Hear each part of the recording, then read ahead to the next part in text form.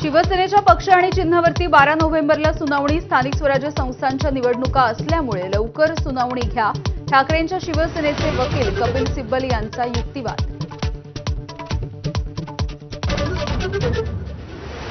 नवी मुंबई आंतरराष्ट्रीय विमानतळाचं थोड्याच वेळात पंतप्रधान नरेंद्र मोदींच्या हस्ते उद्घाटन, तर डिसेंबरमध्ये विमानतळावरून पहिलं उड्डाण।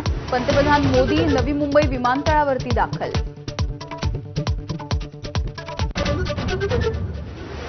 अतिवृष्टीग्रस्त शेतकऱ्यांच्या मदतीसाठी ठाकरेंच्या शिवसेनेचं आज राज्यभरात आंदोलन।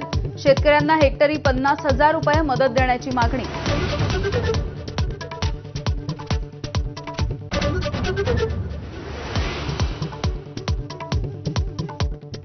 धानोरकरांसह झालेल्या जमीन व्यवहारामध्ये फसवणूक झाली। चंद्रपुरात तहसील कार्यालयात आत्महत्या करणाऱ्या परमेश्वर मेश्राम यांच्या कुटुंबियांचा आरोप। धानोरकरांनी आरोप फेटाळले।